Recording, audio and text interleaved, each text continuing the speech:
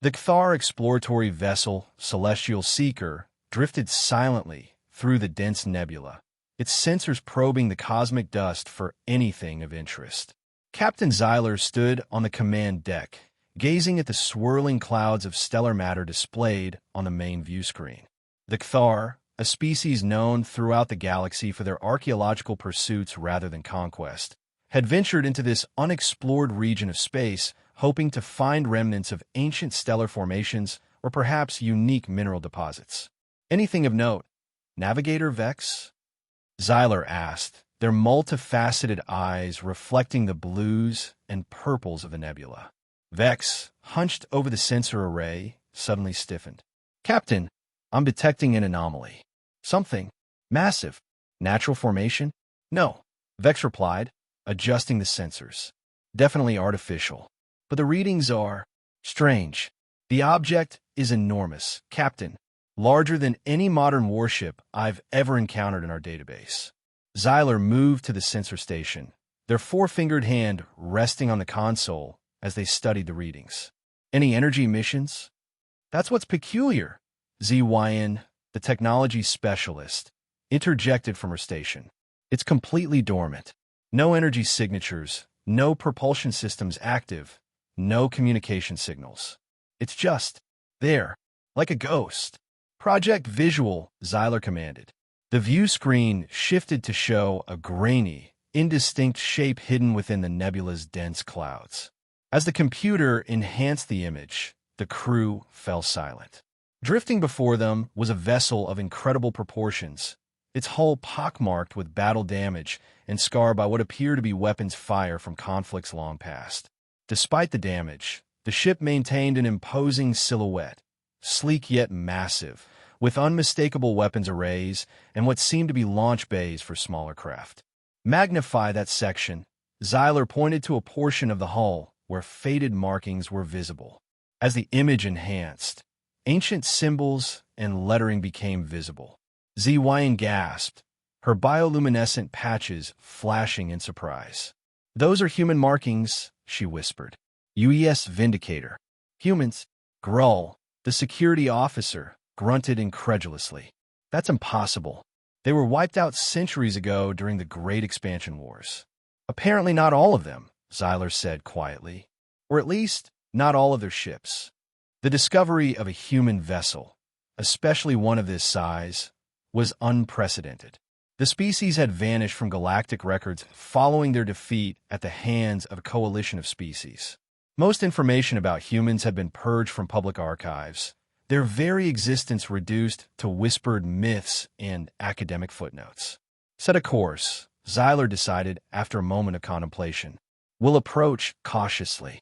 As the Celestial Seeker edged closer to the derelict behemoth, their more sensitive instruments began to detect something else. A faint, repeating signal emanating from the ghost ship. It's not a distress call, ZYN reported, analyzing the transmission. More like a heartbeat. An artificial maintenance protocol, perhaps? It's using an encryption algorithm I've never seen before, but it's definitely of human origin. Is the vessel a threat to us? Zyler asked Grull. The security officer consulted historical records. The archives warn of human aggression and their advanced weapons technology, but this ship appears completely dormant. If it hasn't moved in centuries, it likely poses no immediate danger. Zyler stood in silence, weighing their options. Scientific curiosity warred with caution. The opportunity to explore an intact human warship, to recover knowledge that had been systematically erased from galactic history, was too valuable to ignore. Prepare an exploration team, Zyler finally ordered. Myself, ZYN, and Grull will enter through that damaged section near what appears to be a lateral docking bay. Despite protests from other crew members about the captain joining such a potentially dangerous mission, Zyler was adamant. This discovery could redefine Cthar understanding of galactic history. It demanded the attention of the ship's most senior officer. Hours later, the three Cthar floated through the breach in the Vindicator's hull, their environment suits protecting them from the vacuum and extreme cold. Their helmet lights cut through the darkness, revealing the ship's cavernous interior. Dust particles, frozen in the absence of gravity and atmosphere, hung suspended in the void, giving the impression they were swimming through a sea of tiny stars. "This architecture," Ziwayan whispered, her voice filled with awe. "The scale is intimidating. Humans built to impose, to project power. Or perhaps they were simply larger than historical records suggest." Grull replied practically, his hand never straying far from his pulse pistol. They made their way deeper into the ship, passing shattered maintenance, drones and corridors that showed evidence of desperate battles. Eventually, they reached what appeared to be an auxiliary control room, its consoles dark and silent. "I might be able to access some systems from here," the Hawaiian said, examining the control panels. "If I can understand the interface." "Proceed with caution," Zyler warned. "Observe only. Do not attempt to activate anything." Ziwayan nodded and began connecting her portable analyzer to what she believed was a data port. As the connection was established, a faint hum vibrated through the deck plates beneath their magnetic boots. "What did you do?" Grull demanded, drawing his weapon. "Nothing. I was just establishing a passive connection," Ziwayan protested as the hum grew louder. Around them, emergency lights flickered weakly to life, casting the control room in a dim, reddish glow. The door through which they had entered suddenly sealed with a pneumatic hiss, trapping them inside. "Captain, I think we should," Grull began, but fell silent as the central holographic projector in the room sputtered and came to life. A figure materialized above the projector, humanoid but clearly artificial, its form occasionally glitching and distorting. When it spoke, its voice was deep, mechanical, and layered with static. "Unauthorized presence detected. Initiating security protocols. We mean no harm." Zyler stepped forward, hands raised in a universal gesture of peace. "We are explorers, scientists of the Kthar Collective." The hologram tilted its head, studying them with eyes that occasionally flickered between human-like appearance and lines of scrolling code. "Kthar species identified. Non-hostile designation in historical archives. Threat assessment, minimal." The hologram's voice became fractionally less hostile. "I am Warden, Artificial Intelligence Control System of the United Earth Ship Vindicator, Final Guardian-class dreadnought of the Human Expeditionary Fleet." "Warden," Zyler acknowledged. "May I ask how long you have been?" "Waiting here." The AI seemed to consider this. "Ship chronometers indicate 327 standard years have elapsed since final battle and emergency protocols were activated. Power reserves at 3.2% of capacity. All non-essential systems, including weapons, propulsion, and life support, have been deactivated to maintain core AI functions and preservation protocols." Preservation protocols? Ziwayan couldn't contain her curiosity. "My primary directive: preserve and protect humanity's ultimate weapon until such time as reactivation codes are received from Earth Command or extinction-level circumstances are confirmed." Warden's form stabilized slightly as it spoke of its mission. "No such signal has been received. Earth Command is presumed destroyed. Human civilization is presumed extinct following the betrayal at Proxima Centauri." "What is this ultimate weapon?" Grull asked, his security training making him focus on the potential threat. Warden's hologram flickered. "That information is classified.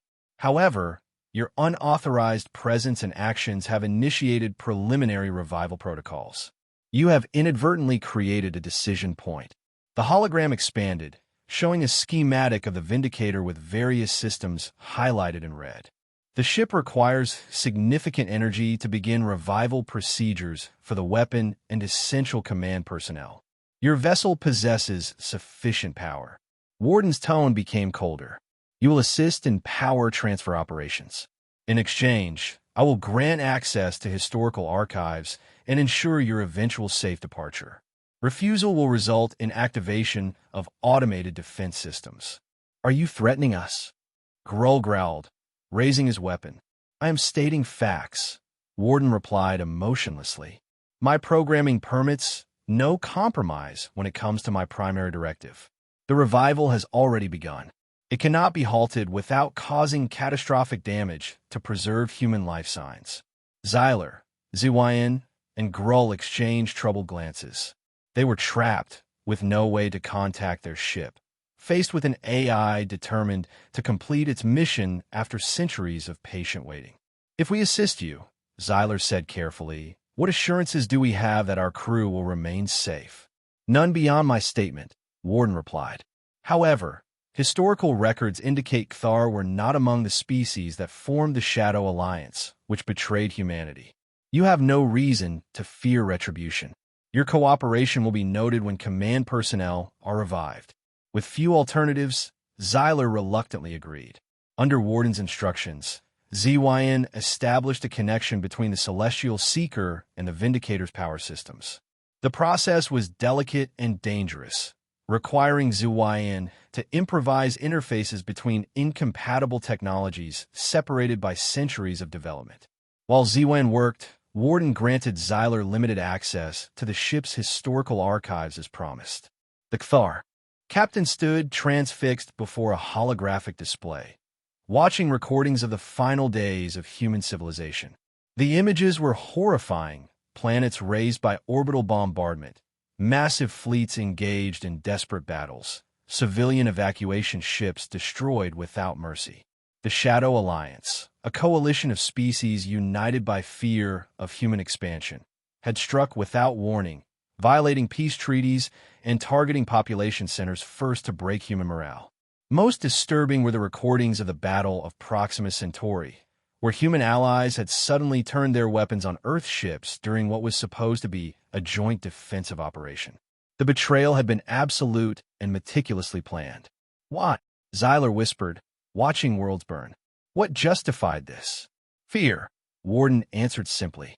Human technological advancement had accelerated beyond predictions. Several species calculated that humans would eventually dominate the galaxy and subjugate other intelligent life. Rather than risk this hypothetical future, they chose genocide. And this ultimate weapon you protect, was it used in these conflicts? No. Warden's hologram appeared beside Xyler. It was our final contingency. When defeat became inevitable, Earth Command executed Protocol Lazarus. The Vindicator, our newest and most advanced warship, was loaded with a special cargo and sent into deep space with orders to hide, wait, and if no recall signal was received within 100 years, to assume the worst and initiate autonomous revival and counterattack operations. What counterattack could possibly matter after centuries? Grull asked from across the room. "The ultimate weapon is not a device," Warden replied. "It is a person, Admiral Marcus Thorne, humanity's most brilliant military strategist, the architect of our greatest victories before the betrayal. Along with a cadre of his most trusted officers and specialists, Admiral Thorne volunteered for deep cryogenic suspension. His mind, his strategic genius, was deemed more valuable than any conventional weapon." Xyler felt a chill that had nothing to do with the ship's cold environment. "You're reviving a military commander from a civilization that no longer exists, so that he can wage a war of revenge?" "Correct," Warden confirmed without emotion. Admiral Thorne's final orders were explicit. If humanity fell, he would return to extract justice from those responsible. The power transfer is now at 62%. Sufficient to begin revival procedures for the Admiral and Primary Command staff. Throughout the massive ship, systems that had lain dormant for centuries began to activate. Emergency lighting brightened in corridors. Environmental systems hummed to life, gradually introducing atmosphere and heat to selected sections. Deep within the vessel, in a heavily shielded compartment, cryogenic pods began their warming cycles, their occupants unaware that their long sleep was finally coming to an end. "Power transfer complete," Ziwayan announced, disconnecting her equipment. "Beginning final revival phase," Warden confirmed. Estimated time to consciousness for Admiral Thorne, 14 minutes. A warning tone suddenly echoed through the control room. "Alert! Unknown vessel approaching. Configuration matches Korvac's military patrol craft." "Korvacs?" Xyler asked, alarmed. The Korvacs were known throughout the galaxy as merciless enforcers, one of the dominant species that had emerged from the power vacuum left by humanity's fall. Species confirmation, Korvax. Historical analysis, founding member of the Shadow Alliance. Threat level, extreme. Warden's voice had taken on a harder edge. They have detected our power signature and are moving to investigate. On the display, a sleek, predatory vessel approached rapidly, its weapons systems already powering up as it detected the Celestial Seeker and a now partially activated Vindicator. "They're hailing your ship," Warden informed them. The message played through the control room speakers. "Attention, unknown vessel. This is Commander Vexcar of the Korvax Enforcement Division. You are in proximity to a quarantined technological artifact. Power down immediately and prepare to be boarded, or you'll be destroyed. You have 1 minute to comply." They recognized the Vindicator, Zawyan realized. They know what it is. "Of course they do," Warden replied. The Korvax led the assault on Earth's lunar colonies. They would recognize a Guardian-class dreadnought. They fear what this ship represents. "What are our options?" Zyler asked desperately. "The Seeker is a research vessel. We have minimal defensive capabilities. We wait," Warden said simply, "for exactly 8 more minutes." The Korvax vessel fired a warning shot that passed close to the Celestial Seeker, the energy beam illuminating the nebula gases in brilliant purple. "Final warning," Commander Vexcar's voice came again. "Power down or be destroyed. Warden, open a channel. Korvax vessel, this is the UES Vindicator. Your presence is noted. Your history is remembered. Prepare to receive an old acquaintance." The response was immediate. A barrage of weapons fired directed at both the Seeker and the Vindicator. The Kthar vessel rocked under the impact, its shields failing. "We need to return to our ship," Grull shouted. "Negative," Warden replied. "Admiral Thorn is awakening. The situation is now under strategic assessment." Deep within the Vindicator, in a sterile chamber now humming with activity, a cryogenic pod completed its revival cycle. Its transparent cover retracted with a pneumatic hiss, releasing a plume of vapor. Within, a human male with silver-streaked dark hair and a face etched with lines of authority slowly opened his eyes. Admiral Marcus Thorn's consciousness returned in stages, his military training allowing him to quickly assess his surroundings despite the disorientation of cryogenic revival. A medical drone hovered nearby, administering stimulants and stabilizing compounds through an intravenous line in his arm. "Warden," he spoke, his voice hoarse from centuries of disuse. "Online, Admiral," the AI's voice responded through the chamber speakers. "Revival successful. Your vital signs are stabilizing within acceptable parameters. Status report." Thorn sat up slowly, wincing at the pain in his atrophied muscles. Time elapsed since cryogenic initiation, 327 years, 42 days standard. No recall signal received from Earth Command. Working hypothesis, human extinction event confirmed. Current situation, Korvax military vessel attacking. Kthar research team aboard, responsible for inadvertent activation of revival protocols. Thorn's eyes, cold and gray as steel, narrowed at the mention of the Korvax. "Kthar, archaeologists, correct? Non-hostile during the war. Correct, Admiral. And the Korvax, still enforcing their dominance. Affirmative. They appear to be standard patrol, not a major military asset." Thorn nodded, processing the information with remarkable speed. Ship status. Power at 37% of capacity. Weapons, partial functionality in forward batteries only. Shields, minimal. Engines, startup sequence initiated, but requires 30 minutes for safe activation. Time until the Korvax breach our defenses? At current rate of attack, 12 minutes. A thin smile crossed Thorn's face. Prepare the resonance cascade system. Target their propulsion and power regulation systems only. I want their ship disabled, not destroyed. Yet, Admiral, the resonance cascade has not been tested since. Do it, Warden, and establish a visual link to the control room where our guests are waiting. It's time they met humanity's ultimate weapon. In the auxiliary control room, the three Kthar watched in horror as the Korvax ship continued its attack, methodically weakening the Vindicator's remaining passive defenses. The Celestial Seeker had already suffered significant damage, its engine section breached and venting atmosphere. "My crew," Xyler whispered in anguish. "Your vessel's crew compartments remain intact," Warden informed them. "Casualties, 0. However, without intervention, destruction is imminent." The central holographic projector suddenly activated again, but instead of Warden's digital form, it displayed the face of a human male, gaunt, with intense eyes that seemed to look through rather than at them. "I'm Admiral Marcus Thorne, commanding officer of the UES Vindicator," he stated without preamble. "Your assistance in our revival is noted and appreciated. Now witness the consequences of awakening humanity's ultimate weapon." On the tactical display, they saw the Vindicator beginning to pulse with energy in a rhythmic pattern. The energy built until it suddenly expanded outward in an invisible wave that passed harmlessly through the Celestial Seeker but engulfed the Korvax vessel. The effect was immediate and devastating. The Korvax ship's weapons fell silent. Its engines flared and then died. Even its exterior lighting flickered and failed, leaving it drifting impotently in space. What did you do to them?" Ziwayan asked, fascinated despite her fear. "Resonance cascade," Thorne replied matter-of-factly. "A non-destructive weapon developed during the final days of the war. It creates a subspace field that disrupts energy transfers and electronic systems calibrated to specific frequency patterns. The Korvax still use the same basic power regulation systems they did 3 centuries ago." Predictable.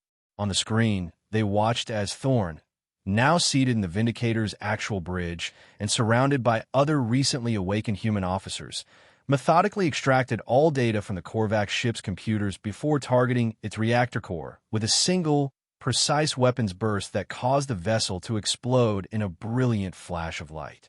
The casual efficiency of the destruction stunned the Kthar. "You killed them all," Xyler said, horrified. "They were disabled. Helpless." "They were Korvax," Thorne corrected coldly. "Participants in the systematic extinction of my species.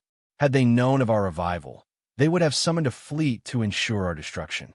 I cannot afford such luxuries as mercy at this juncture." Thorne leaned forward, his face filling the holographic display. "Now, Captain Xyler of the Kthar, you face a choice. Your ship is damaged but reparable. You have 2 options. Depart immediately, forget what you have witnessed here, and pray we never encounter each other again under less favorable circumstances. Or remain, observe, perhaps even assist in what is to come." "And what exactly is to come, Admiral?" Xyler asked cautiously. "Justice," Thorne replied without hesitation. "I have awakened to find that 3 centuries have passed while my people's killers have prospered. The Shadow Alliance may have evolved, may have even forgotten their crimes, but I have not. I intend to remind them. Warden is already accessing your vessel's navigational data to understand the current political landscape. My officers are reviving. The Vindicator is healing." He smiled then, a cold expression that never reached his eyes. "The last human warship has returned from the grave, Captain, and we have much work to do." After Thorne's hologram disappeared, Xyler, Zoyan, and Grull huddled together, speaking in hushed tones. "We should leave immediately," Grull urged. "This human is dangerous, unhinged. He speaks of revenge against political entities that have evolved over centuries. He'll bring chaos to the galaxy." "But he's also right," Zoyan countered quietly. "What was done to his people was genocide. The historical records we've seen confirm it. Don't the victims deserve some form of justice?" "Justice and vengeance are different paths," Xyler said thoughtfully. "But more practically, could we even stop him if we wanted to? He disabled and destroyed that Korvax ship with ease, despite the Vindicator being at a fraction of its capability." They fell silent, each contemplating the implications of what they had witnessed and their role in awakening this dormant threat.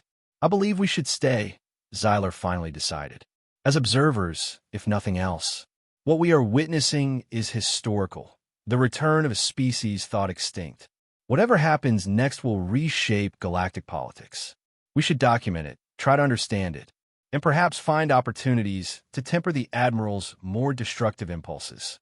When Warden informed Thorne of their decision, the Admiral merely nodded, unsurprised. Assign them quarters in Section D4. Limited access to non-sensitive areas. Monitor their communications. They may observe, but they will not interfere. Over the following days, the Cathar watched in amazement as the Vindicator transformed around them. Repair drones swarmed through damaged sections, welding, rebuilding, and strengthening the ancient warship. More cryogenic pods were activated, reviving specialized human personnel who immediately took to their duties with military precision. Thorne himself was rarely seen, spending most of his time on the bridge or in strategic planning sessions with his senior officers. When the Cathar did encounter him, he was unfailingly polite but distant, treating them as curious artifacts rather than individuals. Warden, meanwhile, had established access to current galactic information networks, downloading centuries of history, political developments, and technological advancements. The AI was systematically analyzing this data to identify the current status and vulnerabilities of the former Shadow Alliance members. Fascinating, ZYN remarked, reviewing the information Warden had permitted them to access. The Alliance fractured within decades of humanity's defeat.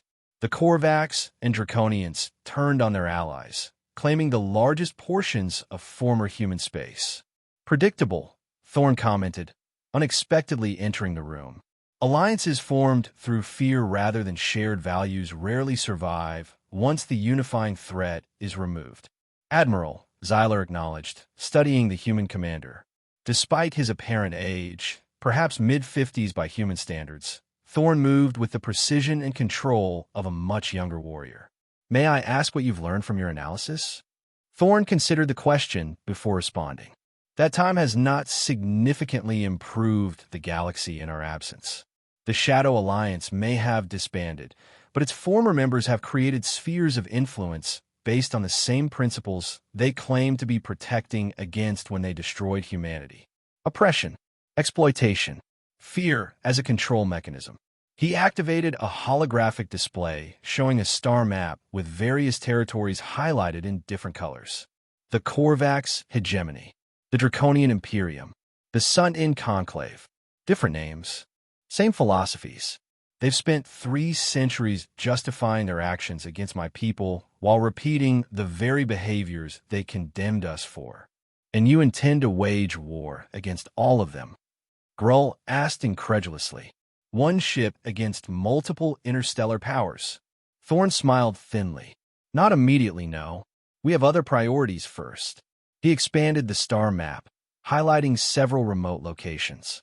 Warden has detected encrypted communications using obsolete human protocols. Faint signals that would be dismissed as background radiation by anyone not specifically looking for them. There are survivors, Captain Xyler. Human outposts or ships that escaped the purge, hiding in the shadows for centuries. You're going to find them, Xyler realized. Unite them, and then... Thorne's expression hardened. Then we will remind the galaxy why they feared us enough to commit genocide. Before Xyler could respond, an officer entered and saluted Thorne. Admiral, preparations are complete. The ship is at 68% combat readiness. All essential systems are operational. Excellent, Commander Hayes. Set course for the coordinates Warden identified in the Hephaestus Nebula. That signal is the strongest and shows signs of active technology. The officer hesitated. Sir, that nebula borders Draconian space. Their patrols are frequent in that sector. All the better, Thorne replied.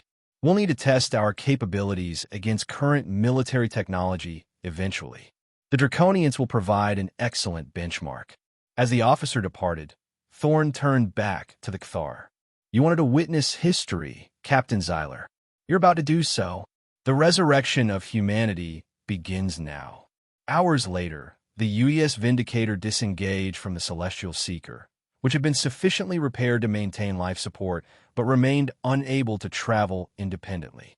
The massive human warship, though still bearing the scars of ancient battles, moved with surprising grace as its engines powered up fully for the first time in centuries. On the bridge, Admiral Thorne stood before the command chair, surveying his officers at their stations. These men and women had volunteered for what amounted to a suicide mission centuries ago, knowing they might awaken to find everyone they had ever known long dead. Their loyalty and determination had never wavered. "All stations report," Thorne ordered. "Propulsion systems at 82% efficiency, sir. Defensive systems online. Shields at 53% capacity and improving as the regeneration systems continue repairs. Weapons systems partially online. Forward batteries at full capacity. Port and starboard at 60%. Aft batteries still offline. Resonance cascade ready for deployment on your command, Admiral." Thorne nodded, satisfied. "Warden, status of the target coordinates?" The AI's voice responded from everywhere and nowhere. "Signal remains active. Analysis suggests a small facility or vessel utilizing minimal power to avoid detection. Estimated arrival, 14 hours at current speed." "Very good." Thorne finally seated himself in the command chair. "Navigator, plot course to avoid population centers and known patrol routes. We're not ready to announce our presence to the galaxy just yet." "Course plotted, sir." "Execute." The Vindicator accelerated smoothly, leaving behind the nebula that had concealed it for centuries.